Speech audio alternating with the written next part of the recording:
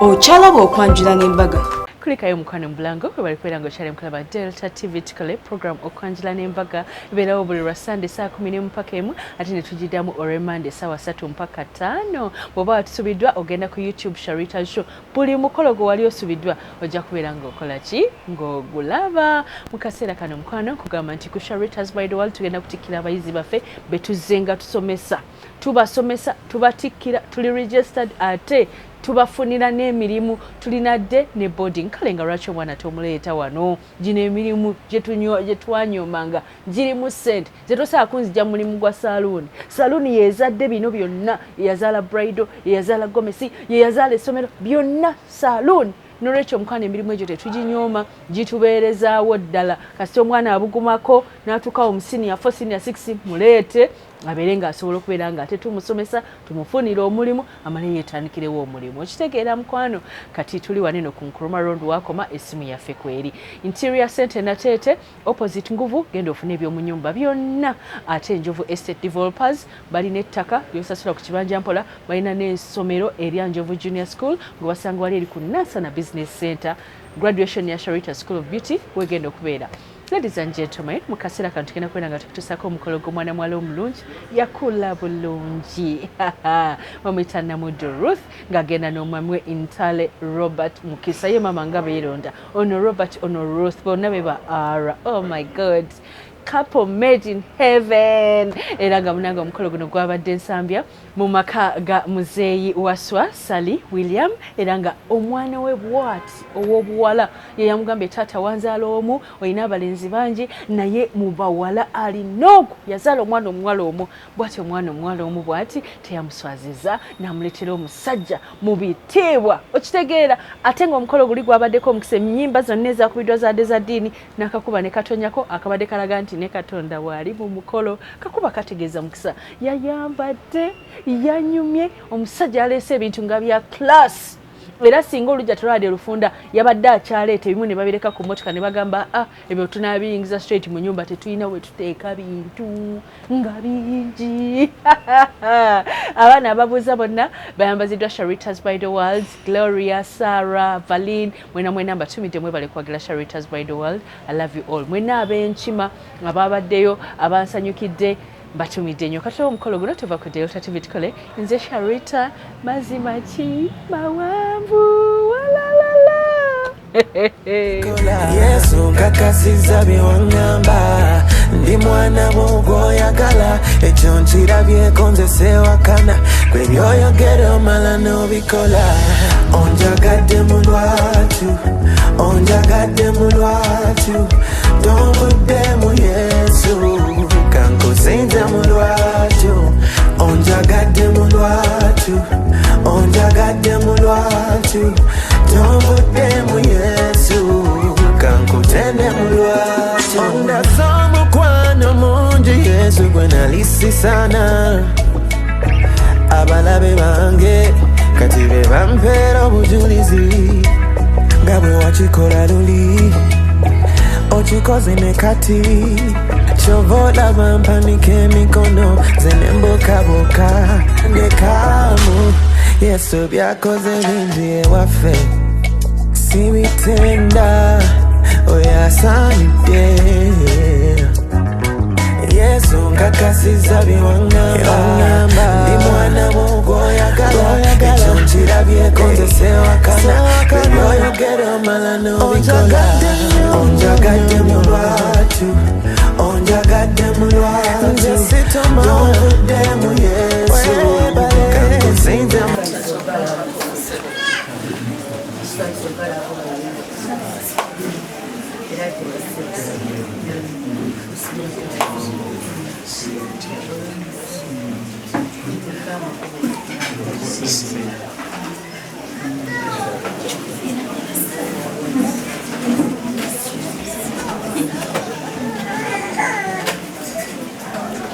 Wabadde manyi babuzi bali mu kwegama nkuba naye ne bankuba akaama nti owamanyi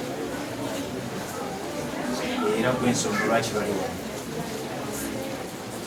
Abagambye nti obamanyi nange ndi kwe kusalawo ngakoleki akuleetere omusango tugumalirewa kyenjagala okubuuza abantu abo bamanyi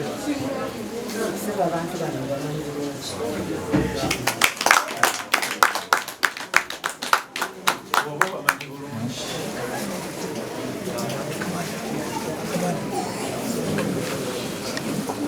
biweereze buweereza wano babitambuza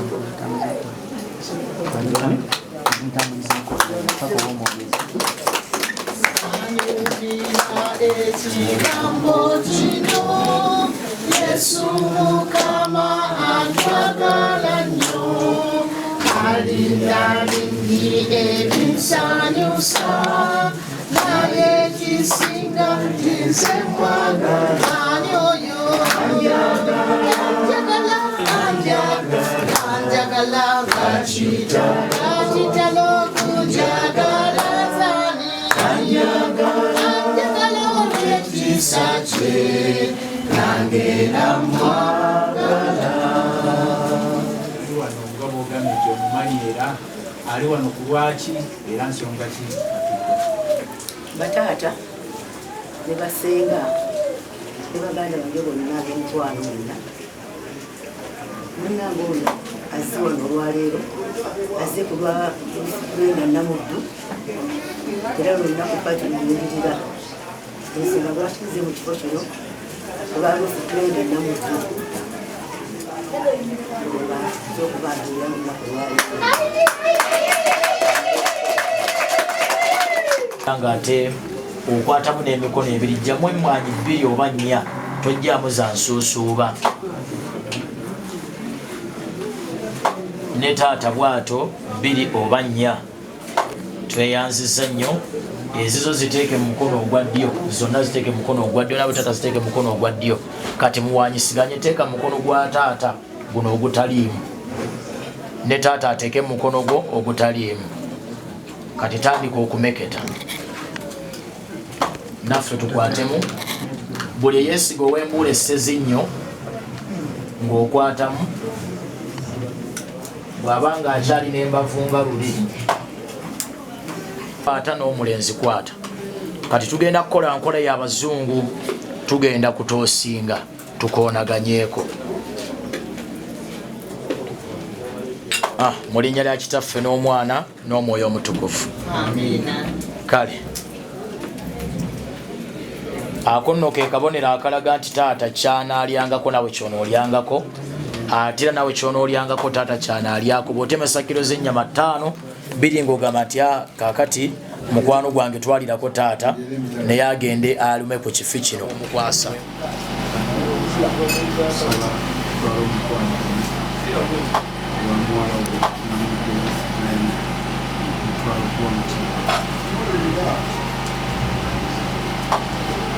twatovaawo ng'omukulu takuteeko mu ngalo okoze bulungi n'owaayo ebiri kubanga awaayo ogumu abaasaba kigo kubanga ayagala okwambalagana ekipande Yesu nkutimbetimbe omukwano gwondaze munje gusukiridde amaziga genkabye amangi gono gasangudde kibadde kisa bwe bambuuza tegabadde manyi gange kati ngakasiza byewaŋŋamba ndi mwana bw'ogwoyagala ekyo nkirabyeko nze sewakana gwe byoyogera omala n'obikola Yesu nkakasiza byewaŋŋamba ndi mwana bw'ogwoyagala ekyo nkirabyeko nze sewakana gwe byoyogera omala n'obikola onjagadde mu lwatu onjagadde mu lwatu tombuddemu Yesu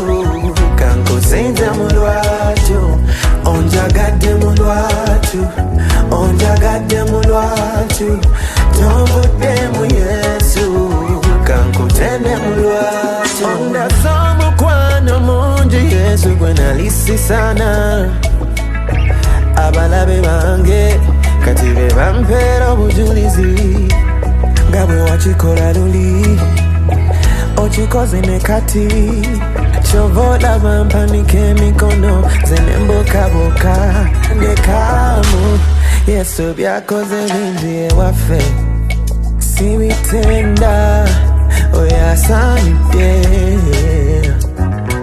Yesu nkaka nkakasiza biwangamba ndi mwana mugwoyagala ekyo nkirabyeko nze sewakana byoyogera omala n'obikola onjagadde mu lwatu twesimye nnyo olwa Buganda yaffe ekitiibwa kya Buganda kyafa naffe tukikuumenga oba kiri kyamwambala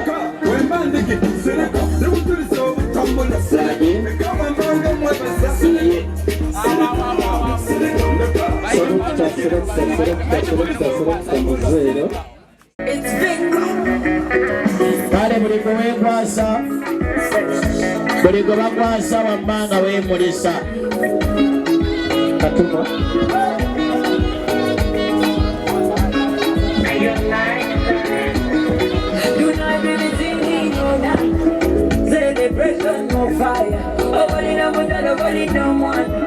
Life is so sweet, Hosanna.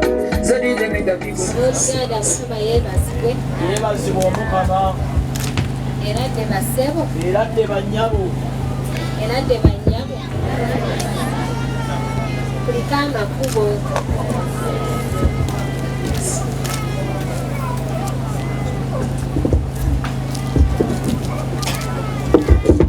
ebirala sijja bibabuuza kubanga yabagemyegemyedde rizasi zafulumye kakati boyina kyobagamba genda obagambe bamale bakole ki bana mukolo ne bamutikkiriza wanti namavundu kwati mukolo kkiriza ndeesa obuuma obukebera endwadde z'omu maaso ate era buno bwennyini abasawo bagende bajjanjaba endwadde ze balabako obulabirwamu omanyi bagamba twebazanya abasawo abakoze obwezizingirire naye ate omugenzi n'agenda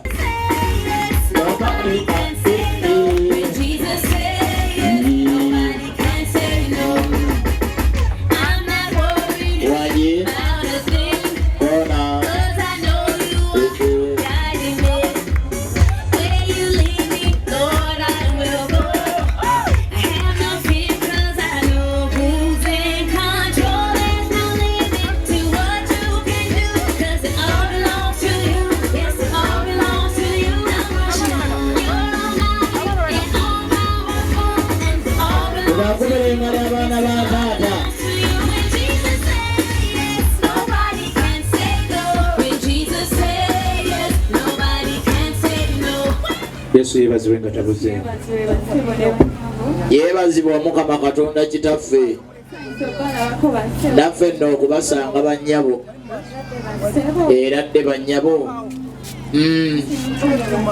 bulungi bannyabo mutya nno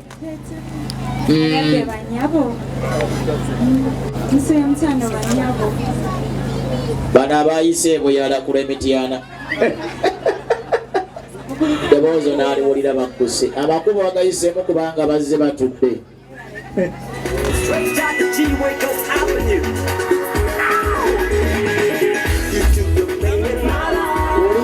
era amazina gabakyamaani bekiriri alinga asaba ekisanja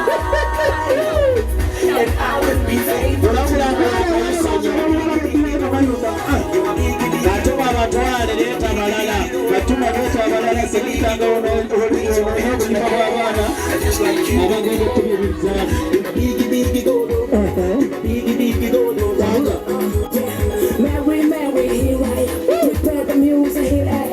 tubawengalo nga bagenda abaana baddani ogalo bw'abaana bange ab'obuwala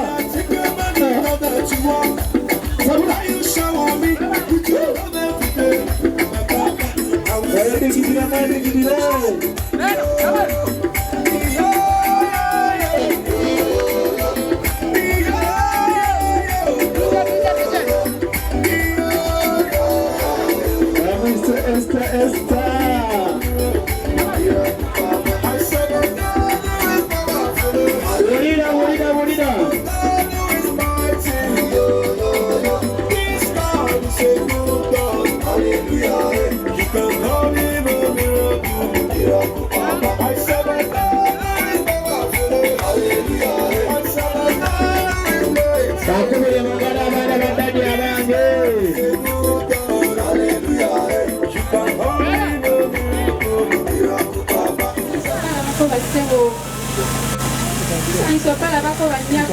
Nabo kwaffe okubasanga era dde bannyabo tendensi batugisanze wano nabo bwe batyo amakubo tugawonye munnange tuzze abange mwekubira engalo ez'amaanyi temufuuse bana b'ekkobe bakayiwa.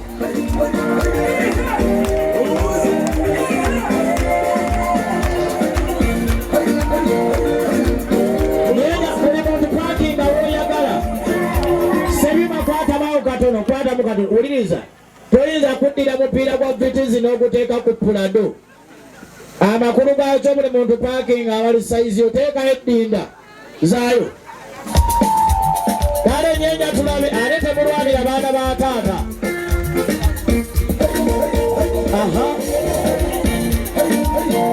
Abaana balenzi balabye buli omwalo balisebyo bataata mwawo. Kati bamuwulire nno eno mu Buganda tugamba nti omukazi muliro. Otagufukamirira tegukola ki? Ate gwaka. Oba mwakomadde ofukamira. Baboyi. Kale nga wayinza okubeerawo nga kwaba abagenzi. Waliyo munne gwe yalese eno. Bamukubye eriiso. Kale bino bya mikolo tebajja kunyiiga. Kale tukakaleko tubakwasa abaana ba taata. Olengedde ba gentleman. Kati buli muntu kwasa gw'oliraanye. Mukimaze tosooka kuvaawo. Tewaliwo omusajja ava waka mukulu. Ennaku zino akameeza kaafuuka akameeza. Okitegeera? Buli ava waka alekeza akameeza. Kati lengera buli muntu wakwata mu kkooti. Buli muntu zaba akameeza ke bekenkana nga ava waka. Kati nga tukigeze nti oleseeyo mukwano gwa waka. Akameeza kaba kenkanawa. Mukwate mu kkooti tulabe. Kati eri agamba munne ebyantamye okugenda ku mikolo. Kati eri alina akeetaano kayina mukwaka.